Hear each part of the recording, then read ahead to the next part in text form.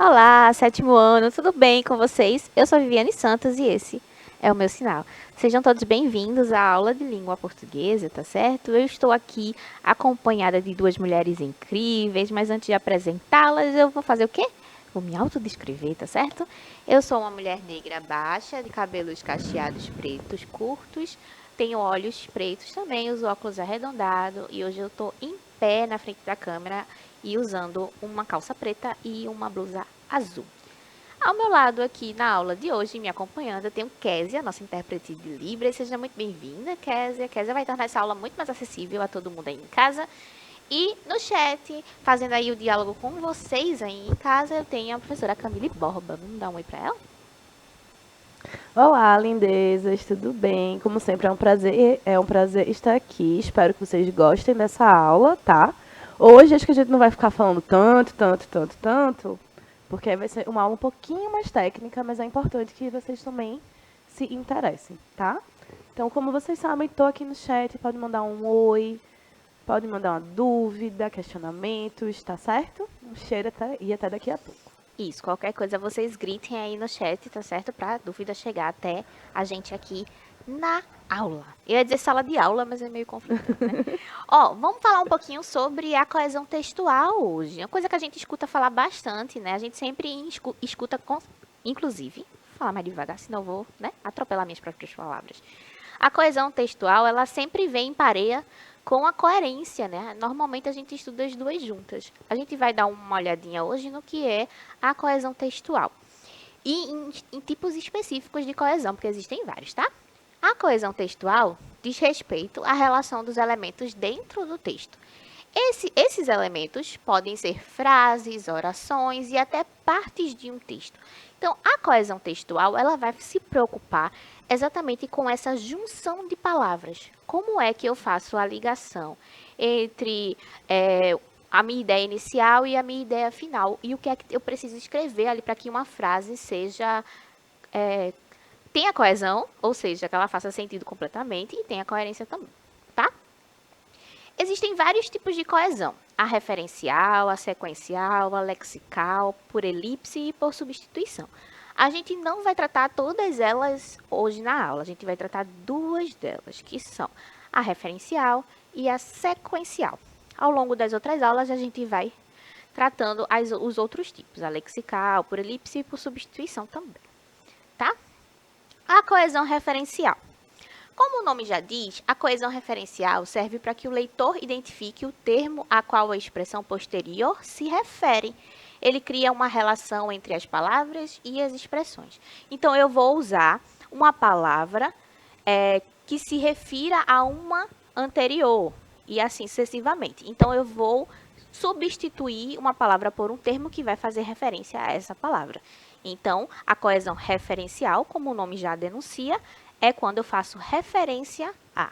Vamos ver isso aplicado no texto para que fique mais fácil da gente entender, tá certo? Por exemplo, se eu digo assim, o gato fugiu, eu tenho uma frase completa acabada aqui. A ideia está completa, a coesão está funcionando, o verbo está conjugado, está tudo bonitinho.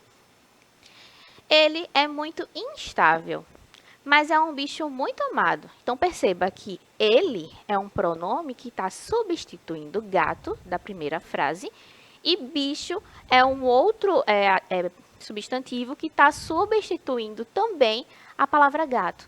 Então aqui nós temos três palavras que referenciam o mesmo objeto, que aqui no nosso caso é o gato. Então gato é o termo referente. E as duas outras palavras que vêm depois, ou seja, a posteriori, são referências à palavra gato, que é esse primeiro. Se a gente não utiliza esses termos para substituir, a gente tem um texto muito repetitivo, né?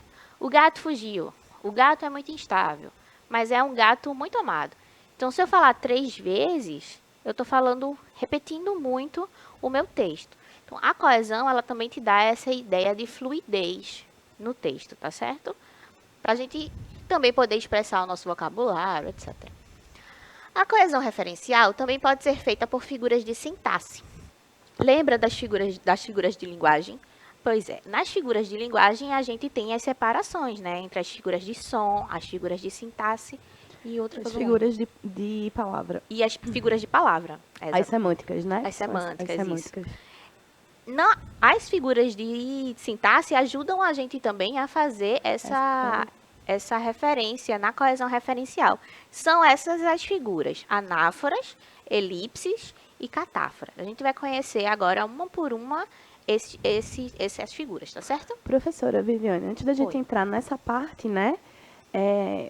É importante mesmo que a gente preste atenção na coesão, que a gente realmente exercite você usar um termo e aí pensar em quantas formas eu posso referenciá-lo, porque isso torna o texto muito mais fluido. E quanto mais a gente consegue fazer isso, melhor a gente escreve, mais rapidamente a gente vai fazendo as relações, né? E aí é importante que a gente veja como funcionam essas figuras sintáticas, porque essa parte da estrutura do texto, ela conta muito. Porque às vezes se a gente faz uma referência a um objeto diferente, ou a gente usa uma conjunção equivocada ali, a gente perde muito do texto, não é isso? Sim, sim, demais. E essa construção, eu ia falar alguma coisa que voou da minha cabeça agora. Então vamos conhecer as figuras de linguagem, que são, na verdade, de figuras de sintaxe, tá? As anáforas. O que eu ia falar é que às vezes a gente usa as figuras de sintaxe, assim como outras figuras, e não percebe que está usando. Porque às vezes é um uso intuitivo, né? E aí a gente precisa recuperar justamente como se dá essa construção, o conceito. Voltando para as figuras de sintaxe, a primeira é a anáfora, que retoma o referente por meio de um elemento coesivo. Artigos, advérbios, pronomes, numerais. Lembra das classes de palavras que a gente aprende lá no 6º ano? Essas classes de palavras vão com a gente a vida todinha, tá? Até a faculdade. Então, é bom saber a análise morfológica para fazer esse reconhecimento. Se você não sabe o que é um pronome, como é que eu faço aí a substituição? As adequações necessárias, né? Então, é bom recuperar sempre esse conhecimento. Então, as anáforas, elas vão retomar o referente por meio de um elemento coesivo. A gente já viu que no exemplo anterior, gato era o referente. Então, a gente já sabe que o primeiro elemento é o referente. Então, a anáfora, ela vai recuperar esse referente por meio do uso de advérbios, pronomes, numerais e artigos. Vamos para o exemplo? Sua irmã está doente. Cuide dela durante a noite para mostrá-la que se importa. Então, irmã aqui é um referente e dela e lá são formas da gente recuperar esse referente, que nesse exemplo específico é a palavrinha irmã, tá certo? Então, eu tenho embaixo a explicação. Irmã é o referente, dela é um elemento de composição, que é, na verdade, uma contração de mais ela, e eu tenho mostrá-la. Aí a gente tem o pronome pessoal, átono, depois do verbo, certo? Difícil, mas a gente faz esse puxadinho, né? Esse puxar de referências, tá certo? Essa atração, né? A gente vai botando assim, olhando e sendo atraído ali pelo referente. Isso. Já a catáfora, esse nome bonito, parece nome de gato. Catáfora. Ao contrário da anáfora, que retoma um referente anterior, a catáfora antecipa o referente que vem a posterior da frase. Enquanto a anáfora é a pessoa atrasada, a catáfora é a pessoa ansiosa. Adiantada. Adiantada, entendeu? Ela vai falar de uma coisa que ainda vem na frente. Então, ela antecipa. Espero que você traga 4 coisas. Eu sei quais são essas 4 coisas até esse momento? Ainda não sei. Mas eu sei que vem 4 coisas por aí pela frente, né? Para a festa de amanhã. E só vem coisa boa, viu? Bolo, brigadeiro, suco e presente. São as 4 coisas que eu preciso trazer para a festa. Então, perceba que antes de eu dizer o que é, a catáfora, que é esse recurso coesivo de antecipação, ele já me disse que eu precisaria trazer alguma coisa. Professora Viviane, agora eu pergunto, vocês falam assim? Eu falo assim, sem precisar pensar que é uma catáfora. Sim. Hoje vou te dizer 2 coisas. Sim. Ora, aqui eu já antecipei o que eu vou dizer. Então, às vezes, a gente se assusta com o nome das coisas. Uhum. Porque parece ser uma coisa... Quantas coisas, né? Porque parece ser algo completamente absurdo ou muito difícil, porque tem um nome que vocês não conhecem. Sim. Mas esse recurso vocês usam o tempo inteiro. A gente usa anáfora e catáfora constantemente. Sim. A gente, às vezes, só não sabe dar o nome. Então, é bom que a gente veja, assim, exemplos concretos, porque nos ajuda a olhar para a nossa fala e aí a dizer, isso aqui foi o que a professora falou. E reconhecer suas próprias habilidades, né? Isso. Eu falo o tempo todo, eu vou levar 2 pratinhos de comida pra... Eu sei qual é a comida, não, mas eu tô antecipando que vai ter 2 pratos. Então, é isso. Saber, a gente usa às vezes sem saber o que tá usando, né?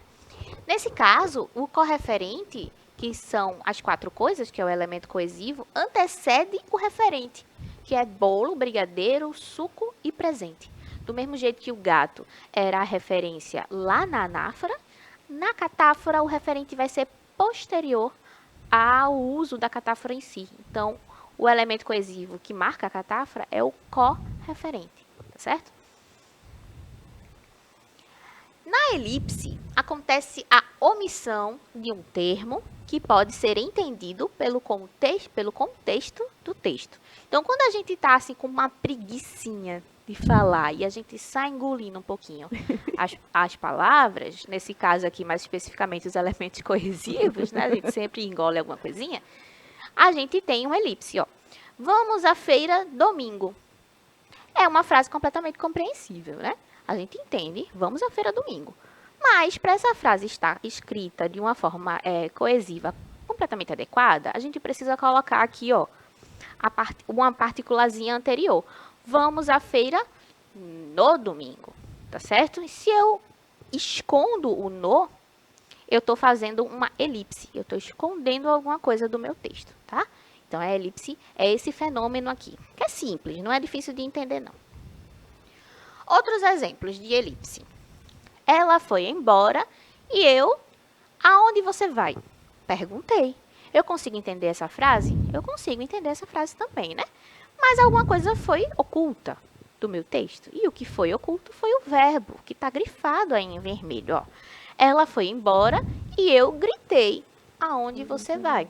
Esse fenômeno também é elipse. Do mesmo jeito que a gente escondeu o no na primeira frase, eu escondi o gritei na segunda frase. Andresa estava triste, cabeça baixa. Andresa estava triste com a cabeça baixa. Então, eu tenho aí escondidinho também a preposição com e o a, certo? Não confundir. Coisas que acontecem no português é que às vezes os conceitos são tão parecidinhos um com o outro que a gente troca as coisas, né? Confunde-se. Confunde. Normal. Mas para tentar minimizar essa confusão, eu trouxe aqui 2 conceitozinhos que se assemelham bastante. Elipse e zeugma. Vamos tentar fazer uma distinção entre as duas, ó. Enquanto a elipse se trata da omissão de um termo que ainda não apareceu no texto, a zeugma é a omissão de um termo que já apareceu na frase. Vamos tentar entender isso? Ó, elipse. Meu medo é real. Sua angústia também. Então, eu tenho escondidinho aí, ó, i e a. Uma preposição e um artigo.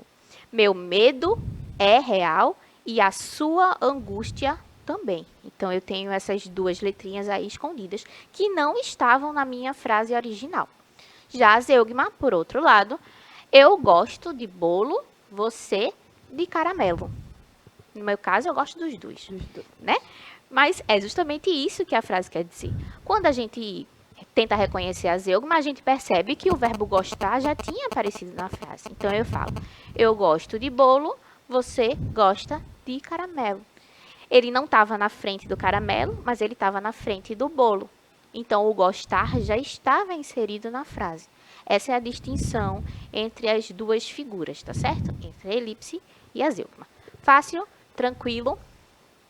Outro tipo de coesão é a sequencial, que a gente vai ver também hoje. Eita. A coesão referencial e a sequencial. Vamos ver. O nome já é bem sugestivo, né? Assim como a referencial, a sequencial também já dá uma ideia de que vai precisar de uma sequência, de alguma coisa para se estabelecer, ó. Como o nome também denuncia, a coesão sequencial será responsável por trazer uma sequência das palavras. Essa conexão entre as palavras é feita pelos articuladores textuais. Esses articuladores são as conjunções, advérbios e as preposições. Vamos para outras classes de palavras, né? Nossas amadas conjunções, que tem gente que, né, que bate o pé de que não quer aprender, mas faz parte, tá? Os verbos também são utilizados para perceber a coesão sequencial. As flexões de tempo, presente, passado e futuro e os modos verbais, indicativo, subjuntivo e imperativo, também auxiliam a coesão de texto. Eu sei que é muita coisa, né, para a coesão sequencial, que a gente tem a utilização de conjunções, advérbios, preposições e também dos verbos em suas diferentes escritas, né, e manifestações. Você tem uma diferença entre presente, passado e futuro, que já é, por si só, bastante coisa, né? Porque a gente tem as desinências verbais, né? A gente também, e o verbo também pode estar modificado com o modo. Então, ele pode estar no indicativo, ele pode estar no subjuntivo, ele pode estar no imperativo.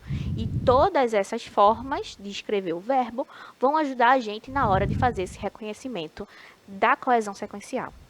Vamos, então, observar como a coesão sequencial atua no texto? A gente fez o reconhecimento da referencial. Vamos entender um outro modelo agora, tá?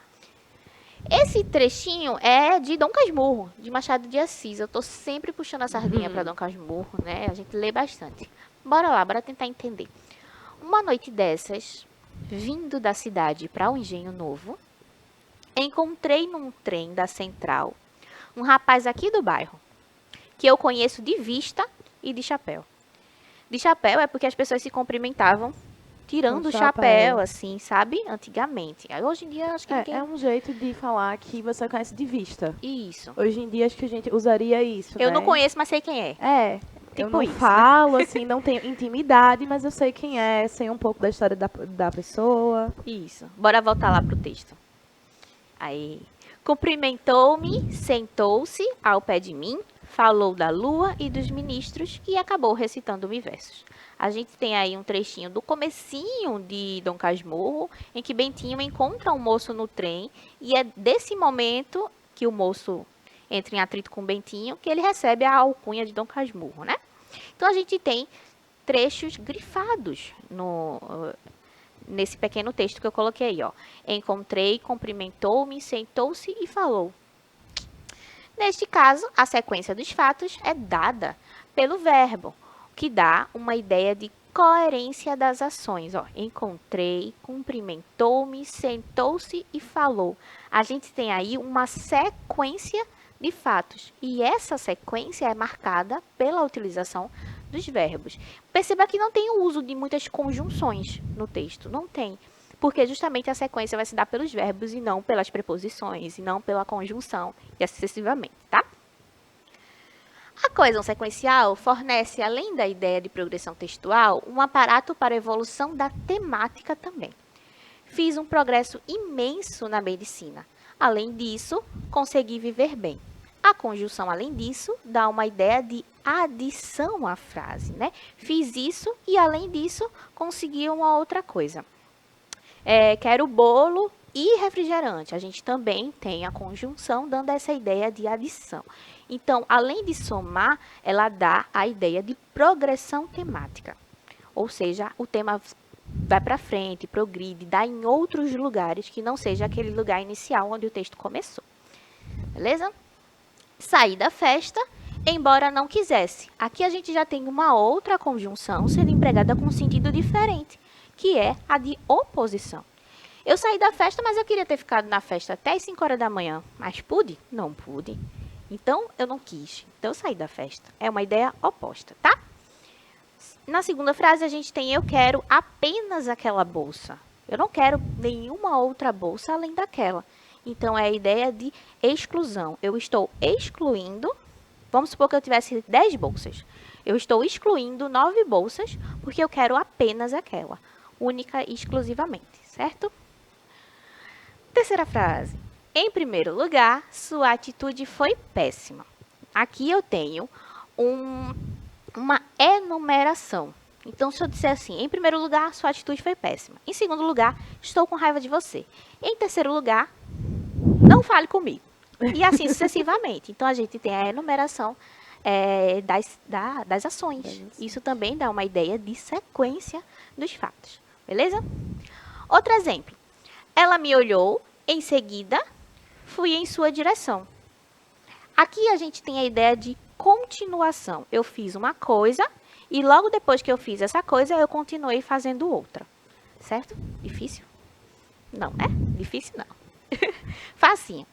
Vamos tentar fazer o reconhecimento sobre a quem cada pronome destacado se refere? Eu trouxe, na verdade, um outro trechinho de uma outra obra literária de Alice no País das Maravilhas, do Lewis Carroll.